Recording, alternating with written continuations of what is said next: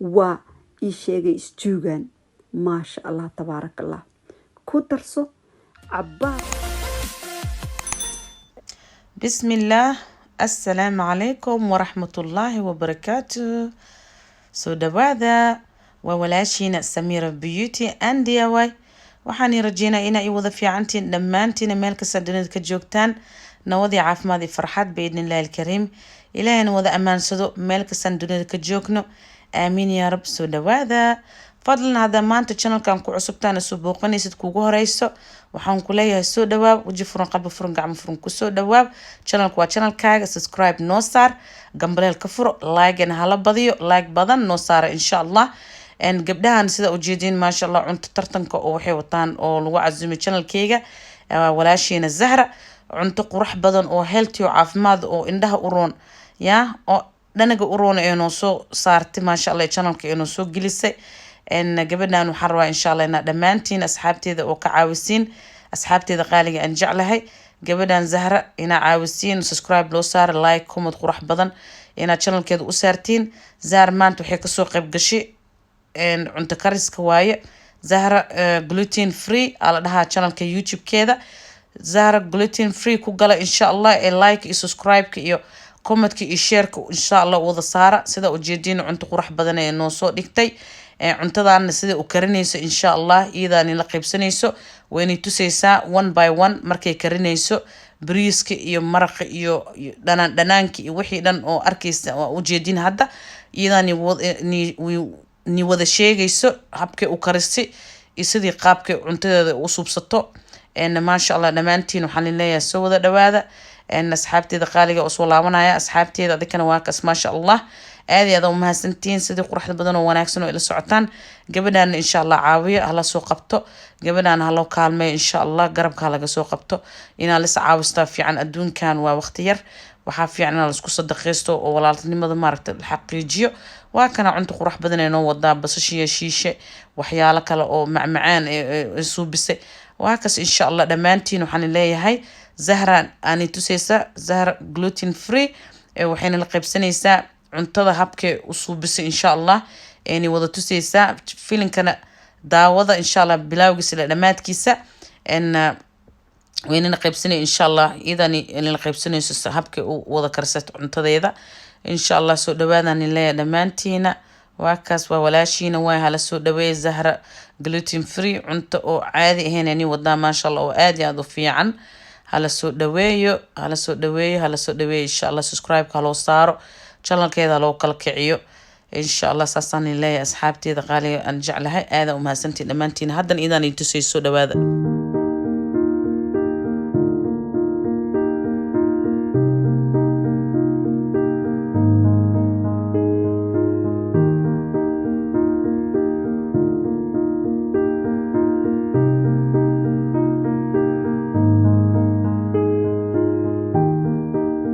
السلام عليكم magacayga waa Sahra.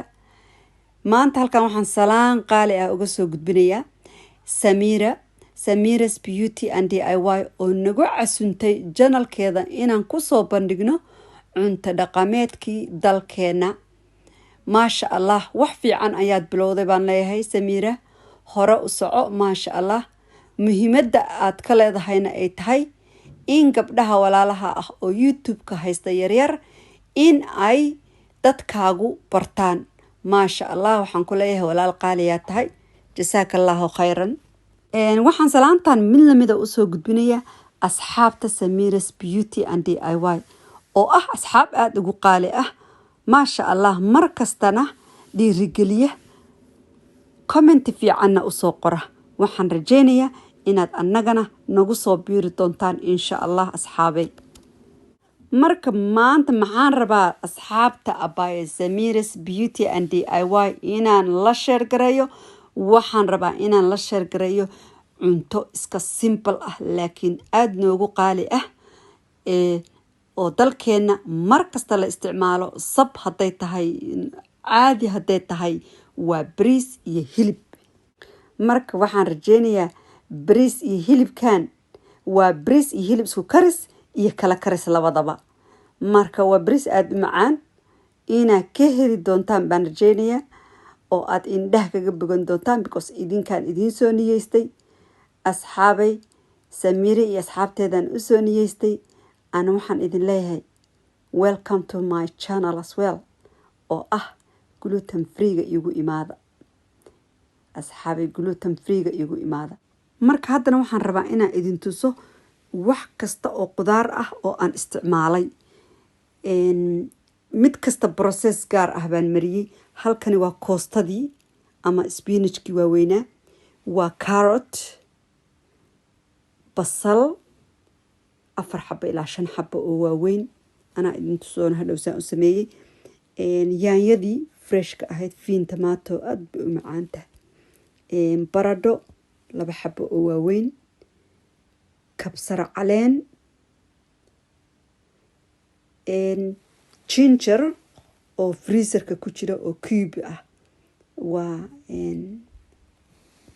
iyo garlic toon iyo sinjibiil bay ahayd horena prunes kana aad buu u fiican yahay marka qudaartii oo dhan waan soo jarjartay waa u jeedaan kabsar caleentii geedkiina baaquligan yar buu igu jiraa caleentina baaquligaas weyn bay igu jirtaa marka way kala duwan yihiin geedka kan ah jirida ah iska tuurin halka waxaan ku haystaa 2 xabo oo toon ah toonta oo shiidan oo freezerka ku jirta aad bay u fududahay markay freezerka kugu jirto markasta marka freshka ka dhamaado ama mararka qaarkood waaba ka wahsadaaba sinjibiishana sidoo kale maasha Allah iyadoo sideedaas soo qabsada koobka shaaha dhag ku siista ma u baahnid mar inaad tuntunto marka ii sheegay waa iska fiican tahay inay freezerka kugu jirto halkaasna basashii oo tiro badan ilaa 4 xabo 5 xabo baan ku soo jarjartay halkaasna carrotkii oo chunky iskaga soo jarjaray baa ku jira iyo baradhadii oo aan hadhow mishin yar rabo inaan chips ama crispy oo kale sidiisii uga soo dhigo halka kale waxaan ku haystaa yaanyadeeni iyadana marka qudaartii oo dhan waa ii diyaar hadda waxaan bilaabi doonaa insha Allah waxaan bilaabi doonaa inaan isku karkariyo waan soo gaagaabin doonaa marka waqtiga loo maro videoga iyo inta uu ku soo koobmo mararka qaybtood isma laha waxaan kaloo rabaa hilibkii oo aan faadki dhan ka saaray xagga markaan soo gadanayo waa la iga saaray markaan guriga keenayna weli faadkii baa ku jira marka intii ku hartay baan iyo lafihii oo dhan baan ka saaray lafaha ma tuurin because lafaha waa maraqa maasha Allah marka lafaha iyo faadka iga soo haray oo dhan waxaan sameynayaa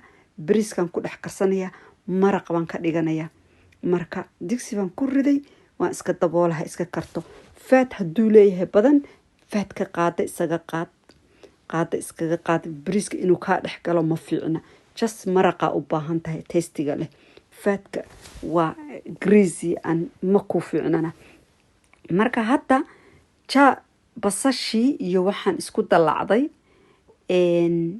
iyo muxuu ahaa hilibkii waan isku khaleeyay waa garanaysaa basasha ku shub hilibka ku shub waa biyo kuma dareysid because biyaha isagaa dhalaaya biyaha isagaa dib ka dhali doona carrotkana waa iskaga daray because wuxuu ka sameynaya taste macaan buu u yeelayaa marka carrotkana waa ku riday isagaa waxaas biyo dhalaaya biyahaas isagu ha dhamaysto waa khaleynaya wax kasta biyo kuma daraayo at the beginning-ka marka hilibkii waan kala qaybsaday markii ii soo karay 30 minutes qayb baan ka saaray qaybtaas waxaan rabaa inaan hadhow khaleeyo qaybtan kale ii hartayna waxaan rabaa inaan ku gadiyo bariiska si uu isku karis meesha uga dan leeyahay inaan bariis isku karis ah aan samaysto marka bariiska maanta dhan baan soo dhaqaayay waa muhiim bariiska iska dhaq si fiican u dhaq bariiska hadaad bariis macaan oo fiican oo furfuro inuu kuu soo baxo bariiska dhaq bariiska markaa si fiican u dhaqdid waxa kuu soo baxaya cunto aan hadhow isku dhegdhegayn marka asxaabay waa ujeedaa bariiskii baan ku shubay maraqii oo 2 koob ah oo wixii faadka ahaa aan ka qaadayna waan ku daray waxaan ku daray sinjibiishii freezerka ku jirtay iyo toontii geedkii kabsar caleenta geedkiisii hoose baan haddana isagana ku daray. aad buu wuxuu u leeyahay caraf fiican leeyahay. bay leafskaasna waan ku darsaday. isku rog, isdhexgeli. markaad isdhexgeliso maraqii qudaarta ka samaysnaa isagana ku darso hal qaado. wax dhir ah oo kaleeto anigu kuma darin. markaad fresh ingredient isticmaalayso waxa muhiim ah inaad waxyaalaha kale oo carfisada ah inaadan isticmaalin. toonta iyo jinjarka waxay leeyihiin caraf aad u macaan bay leeyihiin. kabsar caleentana sidoo kaleeto. marka wax kasta markaa fresh isticmaalayso ma u baahnid waxyaalihii spiceskii kale oo dhan uma baahnid. aniga taasaa aqaanaa. spice waa isticmaalaa laakiin spice minimum baan isticmaalaa. markaa fresh ingredient aa isticmaasho sidaa ugu baahanayso waxyaalaha kale way adag tahay because carafta freshka kaa badan.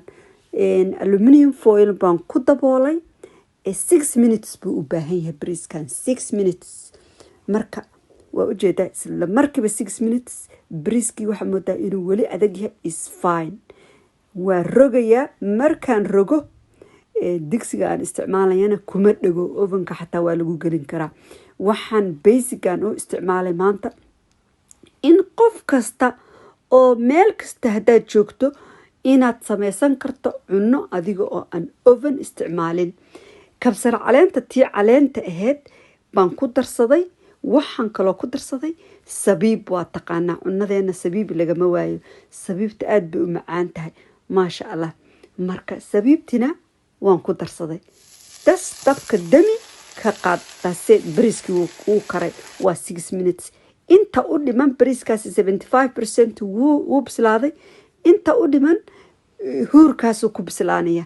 waa ujeedaan sidaan u sameeyey spinachkiina. baradhadiina iyadoo tusaale yar ah slice baan kasoo dhigay. sida chipska ama crispiga waxa loo yaqaan sidiisa ah. saliidii aan muxuu ahaa ii sheegay aan kululeeyey baan dhexgeliyey. second dhag. saliid badan ma cunayso xataa. basashan waxaan u isticmaalay iyadana caramelized baan ka dhigay. waa taqaanaa basasha markay caramelized noqoto oo yacni waxaan ka wadaa markii la shiilo oo maasha allah brown ay ku noqoto testi aan caadi ahayn bay leedahay. aad u macaan. marka isagana processkaas goonidaa u sameeyey. baradhadaas processkan goonidaa u sameeyey. nothing oven aan isticmaalay maanta ma lahan. waa ugu talagalay traditionkii inaan yacni kusii adkaado.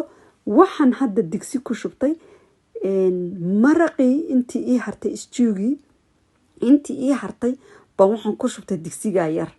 waxaan rabaa inaan khalaysto. basal yar baan ku darsaday. basashii markaan ku darsaday ii sheegay waan isku walaaqday. waxaan awalba hore u bislaa. biyo yar baan ku daray si uu haddana uumito isugu noqdo. basasha yar ay usoo carafto. maraqii baan ku darsaday. waxaan ku darsaday kabsar caleen kale iyo barbaroonigii. waxaan browniskaa rabaa inaan u isticmaalo waa ii sheegay stewgan. maasha allah tabaarakallah. ku darso cabaar ha isku huuro ilaa 10 daqiiqo. browniska markaa ku huurisid wuxuu noqonayaa wax testigiisa maasha allah aan heli karin. marka waxaan leeyahay Samiire iyo asxaabteedii waa ii casmantihiin. sabtaan maanta idinku socotaa. dhinacyada ka gala saxanka saxan weyn waaye maasha allah. baradhadii waa ujeedaa iyadiyo crispis ah. koostadii bisbaaskii meesha kama maqna. hal saxana isugu geeyay. maxaa ka rabtaa? bariiskii hilibkii oo isku dhex karsan. maxaa la dhahayay cucumberkii oo sliced ah. cucumber kalena yaanyadan ku dhex riday maasha allah. yaanyada kaa ku dhex jira heer sare waaye. maxaa kartaa hadde iyo maraqii iyo isku khalaysnaa. hilibkii iyo maraqii isku khalaysnaa isagana dhinacay ka saaran yihiin. marka iyo basashii karamaleyska ahayd. marka qadadu way dhammaystiran tahay, waa iigu casumantihiin halkan. waxaan idin leeyahay marka budinkina waxaan idinku talagalay gluten free apple strudel ama apple flop. waa tufaax aan dhexda u geliyey burkeeni oo bisil. maasha allah, macaanka you cannot imagine. waxaad rabid baa ku darsan kartaa. sabiib baan ku dhex daray. kan xoogaa sokorta gaduudan baan korka uga yaaciyey maadaama uu gluten free yahay. wuxuu noqonayaa kalarkiisu bayl way markasta uu iska cad yahay. marka maasha allah asxaabay, waxaan idin leeyahay soo dhawaada, na soo dhaweeya. aad bay walaashay Samiira mar labaad iyo mar saddexaad u mahadsantahay. tankiisa